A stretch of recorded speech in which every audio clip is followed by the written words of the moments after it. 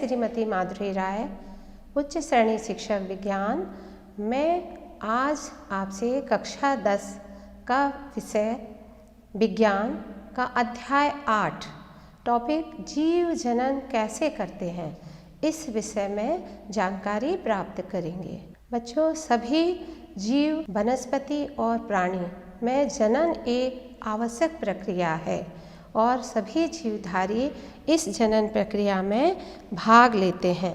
अब हम यह जानकारी प्राप्त करें कि वास्तव में जनन क्या है। जनन वह प्रक्रम है जिसमें जीव अपने ही समान जीवों की उत्पत्ति करता है। जनन द्वारा कोई भी जीव, वनस्पति या प्राणी दूसरे जीव को जन्म देता है और अपनी जाति की वृद्धि करता है।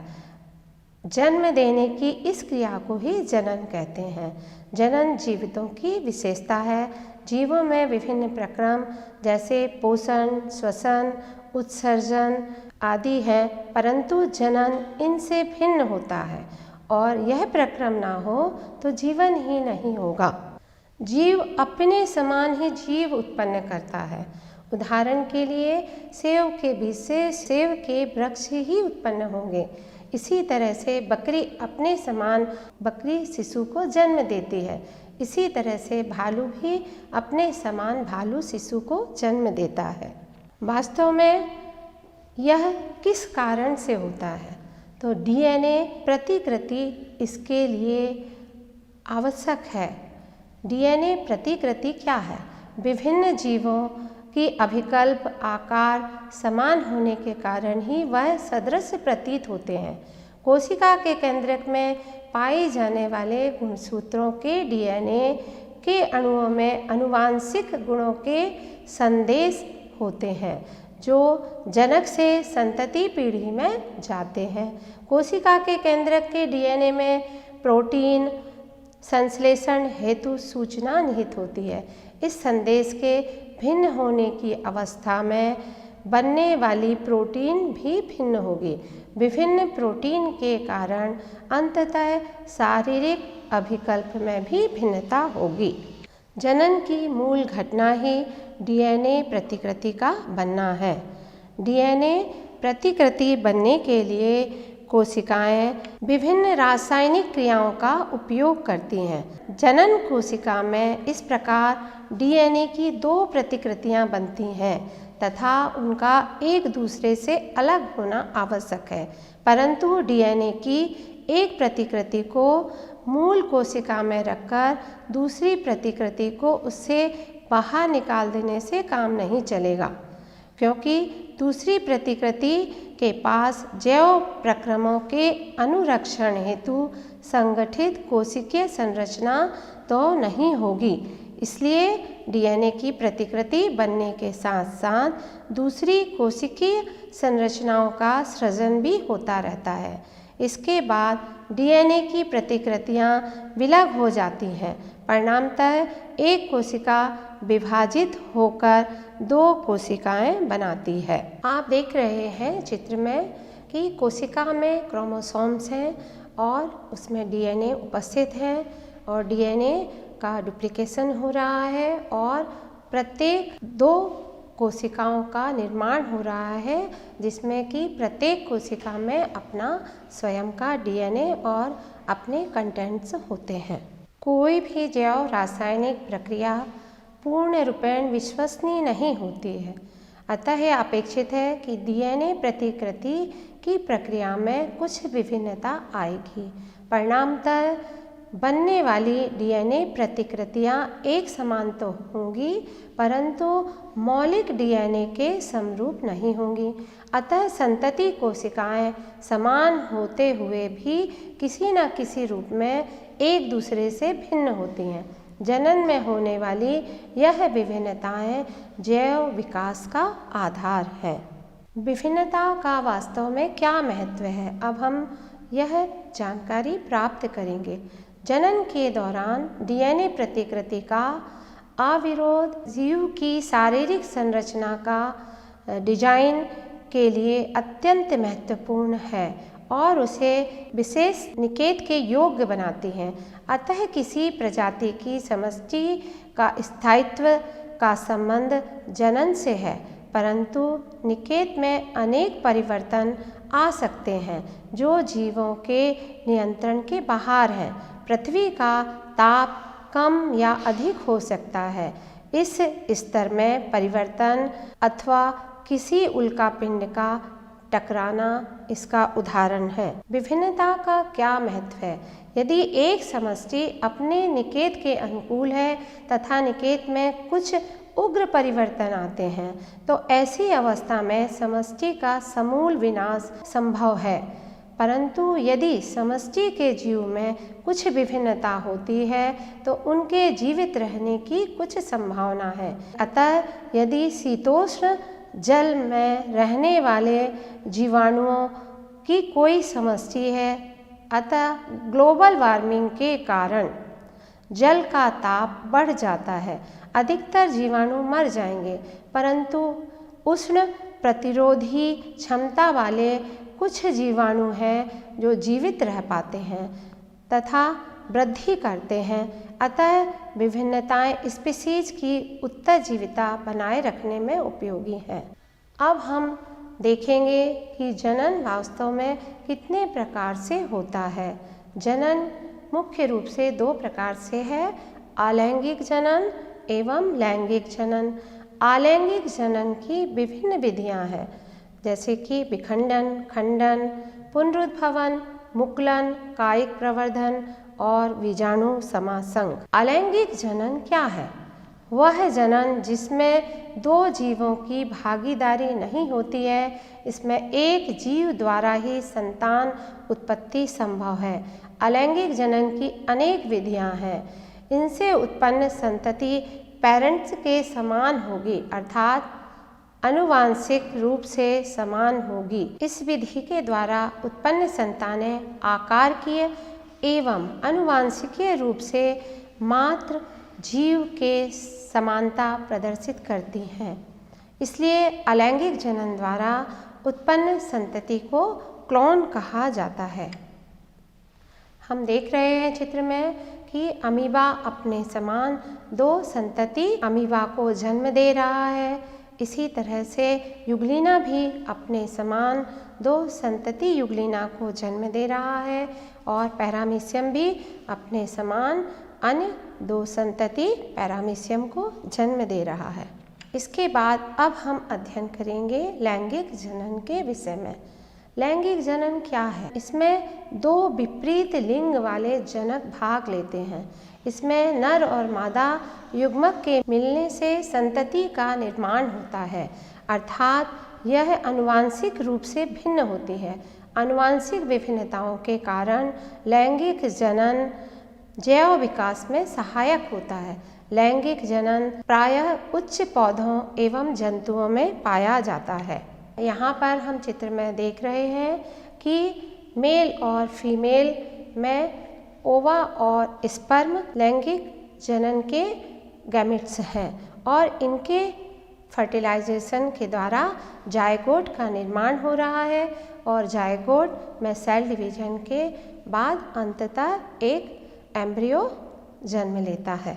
अब हम देखेंगे कि अलैंगिक और लैंगिक जनन में क्या अंतर है। अलैंगिक जनन इसमें प्रायः एक जनक ही प्रायः भाग लेता है। लैंगिक जनन में सामान्यतः दो जनक नर एवं मादा प्रायः भाग लेते हैं। इसमें अलैंगिक जनन में युग्मक निर्माण निषेचन का अभाव होता है। लैंगिक जनन में युग्मक निर्माण में निषेचन की प्रक्रिया अवश्य होती है। अलैंगिक जनन जनक की कायिक कोशिकाओं में होता है, जबकि लैंगिक जनन जनक की जनन कोशिकाओं में होता है। अलैंगिक जनन में समसूत्री विभाजन होता है, जबकि लैंगिक जनन में अर्धसूत्री व समसूत्री दोनों ही विभाजन होते हैं। अलैंगिक जनन सरल और तीव्र गति से होता है, जबकि लैंगिक जनन की प्रक्रिया जटिल और धीमी गति होती है। लैंगिक जनन में उत्पन्न संतति आनुवांशिक रूप से जनक के समान होती है, जबकि लैंगिक जनन में उत्पन्न संतति आनुवांशिक रूप से अपने जनक से भिन्न होती है। अलैंगिक जनन में जनन प्रायः निम्न कार्डेट में पाया जाता है, जबकि लैंगिक जनन उच्च पौधों व जंतुओं में पाया जाता है। अब हम इससे संबंधित चित्रों का अध्ययन करेंगे। एसेक्सुअल रिप्रोडक्शन में अमीबा अपने समान संतति अमीबा कोशिकाओं में विभाजित हो रहा है और सेक्सुअल रिप्रोडक्शन में मेल और फीमेल गैमेट स्पर्म और ओवा के फ्यूजन से जायगोट का निर्माण हो रहा है और जायगोट से फिर नए शिशु का निर्माण होता है। अभी तक हमने अध्ययन किया अलैंगिक प्रजनन और लैंगिक प्रजनन के बारे में। अब हम अलैंगिक प्रजनन की विभिन्न विधियों का अध्ययन करेंगे। अलैंगिक प्रजनन की प्रथम विधि है विखंडन। विखंडन क्या है? एक कोशिकीय जीवों में कोशिका विभाजन द्वारा अथवा विखंडन द्वारा नए जीवों की उत्पत्ति होती है। अध्ययन करेंगे। एक कोशिकीय जीवों में कोशिका विभाजन अथवा विखंडन द्वारा नए जीवों की उत्पत्ति होती है। जीवाणु तथा प्रोटोजोआ की कोशिका विभाजन द्वारा दो बराबर भागों में विभक्त हो जाती है, परंतु कुछ एक कोशिकीय जीवों में शारीरिक संरचना अधिक संगठित होती है। उदाहरणतः लेशमानिया में कोशिका का द्विविखंडन एक निर्धारित तल से होता है। प्लाज्मोडियम मलेरिया परजीवी एक साथ अनेक संतति कोशिकाओं में विभाजित हो जाते हैं, जिसे बहुखंडन कहते हैं। हम चित्र में देख रहे हैं कि किस तरह से प्लाज्मोडियम विखंडित हो रहा है। इसी तरह से अमीबा भी अपनी दो संतति कोशिकाओं में विभाजित हो रहा है। मलेरिया परजीवी प्लाज्मोडियम जैसे अन्य एक कोशिकीय जीव एक साथ अनेक संतति कोशिकाओं में विभाजित हो जाते हैं, जिसे बहुखंडन कहते हैं। अब हम अलैंगिक जनन की दूसरी विधि खंडन या फ्रेगमेंटेशन का अध्ययन करेंगे। जनन की इस विधि में जनक शरीर किसी कारणवश दो या अनेक खंडों में टूट जाता है। प्रत्येक खंड पुनः वृद्धि कर नई संतति बनाता है। उदाहरण स्पाइरोगायरा। स्पाइरोगायरा का प्रत्येक खंड वृद्धि करके नया तंतु बनाता है। हम चित्र में देख रहे हैं कि स्पाइरोगायरा में फ्रेगमेंटेशन की क्रिया हो रही है। अब हम अलैंगिक जनन की तीसरी विधि पुनरुद्भवन या रीजनरेशन के विषय में जानकारी प्राप्त करेंगे। जीव जंतुओं की वह क्षमता जिसके कारण खोए हुए अंगों का वृद्धि द्वारा अथवा कायिक कोशिकाओं के पुनर्निर्माण द्वारा प्रतिस्थापन होता है, पुनरुद्भवन कहलाती है। उदाहरण हाइड्रा एवं प्लैनेरिया। इनमें चित्र में देख रहे हैं कि प्लैनेरिया कई भागों में बट गया है और प्रत्येक भाग बढ़कर एक नए शिशु प्लैनेरिया को जन्म दे रहा है। इसी तरह से हाइड्रा भी कई भागों में डिवाइड हो गया है और प्रत्येक भाग स्वयं बढ़कर एक नए संतति हाइड्रा को जन्म दे रहा है। हम चित्र में देख रहे हैं कि रीजनरेशन या पुनरुद्भवन की क्रिया द्वारा स्टारफिश की कटी हुई आर्म पुनः बन जाती है। अब हम अध्ययन करेंगे अलैंगिक जनन की चौथी विधि मुकुलन का। हाइड्रा जैसे कुछ प्राणी पुनर्जनन की क्षमता वाली कोशिकाओं का उपयोग मुकुलन के लिए करते हैं। हाइड्रा में कोशिकाओं के नियमित विभाजन के कारण एक स्थान पर उभार या मुकुल वृद्धि करता हुआ नन्हे जीव में बदल जाता है तथा पूर्ण विकसित होकर जनक से अलग होकर स्वतंत्र जीव बन जाता है। हम देख रहे हैं कि हाइड्रा में बडिंग की प्रक्रिया हो रही है। एक पेरेंट अमीबा में एक आउटग्रोथ डेवलप हो रही है और यह आउटग्रोथ या न्यू बर्ड फिर वृद्धि करके एक न्यू हाइड्रा को जन्म देती है। अब हम अलैंगिक प्रजनन की एक अन्य विधि का अध्ययन करेंगे, कायिक प्रवर्धन या वेजिटेटिव रिप्रोडक्शन। वेजिटेटिव रिप्रोडक्शन क्या है? ऐसे बहुत से पौधे हैं जिनमें कुछ भाग जैसे जड़ तथा तना तथा पत्तियां उपयुक्त परिस्थितियों में विकसित होकर नया पौधा उत्पन्न करते हैं। अधिकतर जंतुओं के विपरीत एकल पौधे इस क्षमता का उपयोग जनन की विधि के रूप में करते हैं।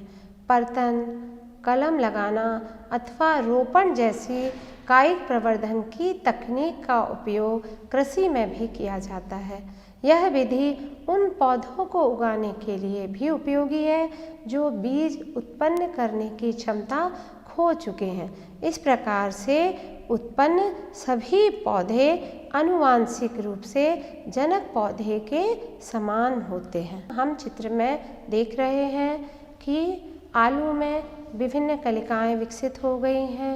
इसी तरह से अदरक में, जो कि बढ़कर एक नए पौधे को जन्म देती हैं। तो इस प्रकार से कायिक प्रवर्धन के द्वारा हम बीज उत्पन्न करने की क्षमता खो चुके बीजों को फिर से उगा सकते हैं। ये सभी आनुवांशिक रूप से जनक पौधे के समान होंगे। अब हम देखेंगे बच्चों कि बीजाणु समासंघ क्या है। ये लैंगिक प्रजनन की एक अन्य विधि है। अनेक सरल बहुकोषीय जीवों में विशिष्ट जनन संरचनाएं पाई जाती हैं। ये संरचनाएं जनन में भाग लेती हैं और नए जीव उत्पन्न करती हैं। ये कुछ बीजाणुधानी हैं जिनमें बीजाणु पाए जाते हैं।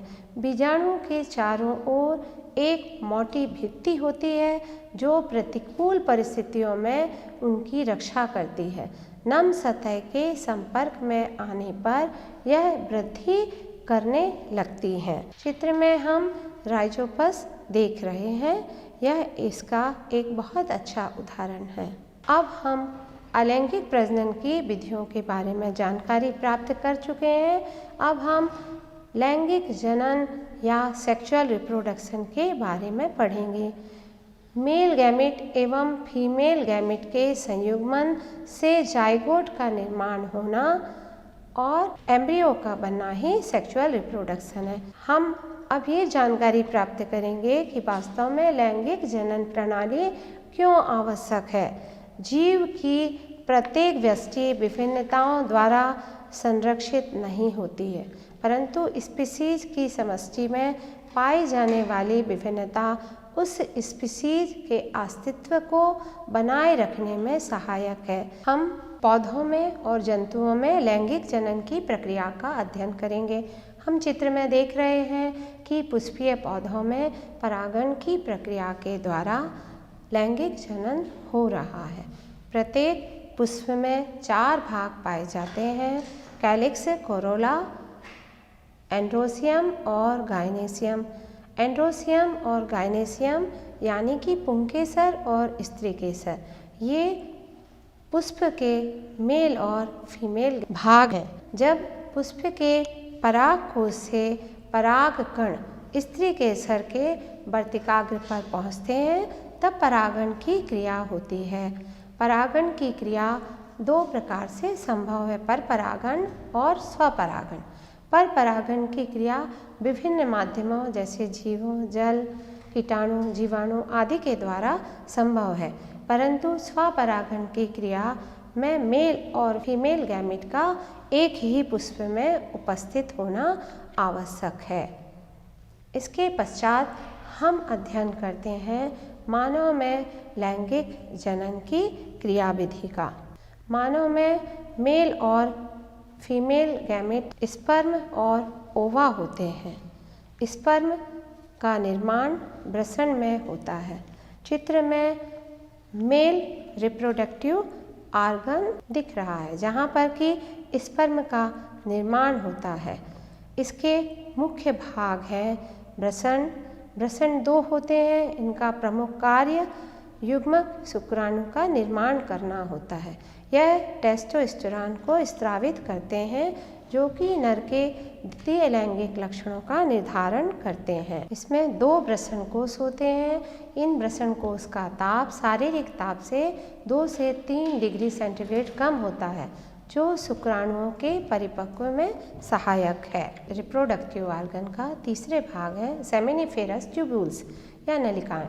वृषण में उपस्थित कुंडलित नलिकाएं जो शुक्र जनन के लिए उत्तरदायी हैं, उन्हीं के मध्य लैंडिंग या अंतराली कोशिकाएं पाई जाती हैं जो टेस्टोस्टेरोन हार्मोन का निर्माण करती हैं। चौथा भाग है एपिडाइडेमिस। इनकी संरचना में नलिकाएं खुलती हैं। यहाँ शुक्राणुओं के परिपक्वन के लिए वातावरण मिलता है। शुक्रवाहिनी में प्रवेश करने से पहले शुक्राणु इसमें सुरक्षित किए जाते हैं। 5वां भाग है शुक्रवाहिनी। शुक्राणु का संग्रहण शुक्रवाहिनी में किया जाता है तथा एपिडाइडेमिस को शुक्राणु से जोड़ने का कार्य करती है। 6वां भाग है मूत्रमार्ग। यहाँ ये नलिकाएं मूत्राशय से मूत्र एवं शुक्रवाहिनी से शुक्राणुओं को उत्सर्जित करती हैं। 7वां भाग है शुक्राशय। शुक्राशय के उच्च ऊर्जा स्रोत के रूप में फ्रक्टोज नामक शर्करा पाई जाती है। शुक्राशय से स्रावित तरल पदार्थों से मिलकर शुक्राणु वीर्य का निर्माण करते हैं, जिसकी प्रकृति क्षारीय होती है। प्रोस्टेट ग्रंथि। प्रोस्टेट ग्रंथि में हल्का क्षारीय द्रव उपस्थित रहता है, जो जननांगों के अन्य वातावरण को उदासीन करता है। प्रोस्टेट ग्रंथि मूत्राशय के नीचे स्थित होती है। काउपर्स ग्रंथि। इनका कार्य मूत्र के अम्लीय प्रभाव को अपने क्षारीय स्त्रावण द्वारा उदासीन करना है। अब हम देखेंगे फीमेल रिप्रोडक्टिव सिस्टम या मादा रिप्रोडक्टिव सिस्टम। मादा जनन तंत्र में मूत्र मार्ग एवं जनन मार्ग में कोई संबंध नहीं होता है। मादा में पाए जाने वाले प्रमुख जनन अंग निम्न प्रकार है। नंबर 1 पर आता है अंडाशय, जो आप चित्र में देख चुके हैं। यह मादा जनन तंत्र है।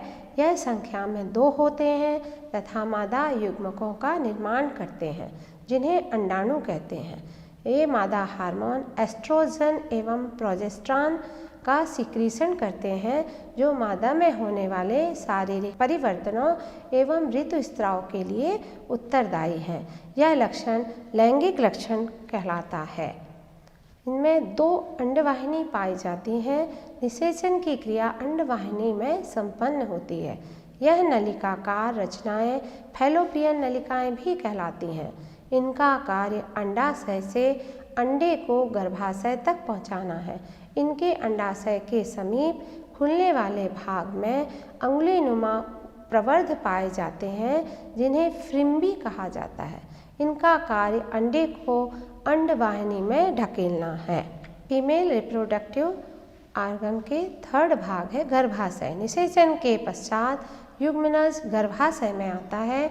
वहाँ प्रसव के समय तक भ्रूण का समस्त विकास होता है। गर्भाशय की भित्ति लचीली होती है। हम पढ़ेंगे माहवारी के विषय में।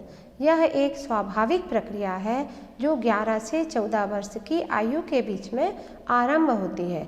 एक माहवारी के रक्त स्त्राव के पहले दिन से दूसरे माहवारी के रक्त स्त्राव के पहले दिन तक के समय को मासिक चक्र कहा जाता है। यह सामान्यतः 28 डेज का होता है। माहवारी 42 से 50 वर्ष की आयु के मध्य अनियमित हो जाती है तथा बाद में पूर्ण रूप से बंद हो जाती है। इस अवस्था को रजोनिवृत्ति कहते हैं। आप यहाँ पर देख रहे हैं कि किस प्रकार से स्पर्म और ओवा के द्वारा जायगोट का निर्माण हो रहा है और जायगोट डिवाइड हो रहा है। इस प्रकार से यहाँ पर प्लेसेंटा के द्वारा शिशु जो है मादा के गर्भाशय से जुड़ा हुआ होता है, जहाँ से उसे अपने लिए आवश्यक पोषक तत्व मिलते हैं। गर्भनाल ही बच्चे के विकास को प्रेरित करता है। इसी की वजह से बच्चा माँ के गर्भ में जीवित रहता है। यह सुरक्षा के साथ साथ पोषण देने का काम भी करता है। यह बच्चे को कई तरह के संक्रमण से सुरक्षित रखने का कार्य करता है। गर्भनाल शरीर में लैक्टोजन के बनने में मदद करती है, जो माँ के शरीर में दूध बनने की प्रक्रिया को प्रेरित करता है। गर्भनाल माँ और बच्चे को जोड़ने का काम करती है। माँ जो कुछ भी खाती है, आहार नाल के माध्यम से उसका पोषण बच्चे को भी मिलता है। गर्भनाल बच्चे के लिए फिल्टर की तरह भी काम करती है, जब उस तक सिर्फ पोषण पहुंचाती है और विषैले पदार्थों को भ्रूण तक नहीं जाने देती है। अब तक हमने सीखा, हम उससे संबंधित प्रश्नों का अध्ययन करेंगे।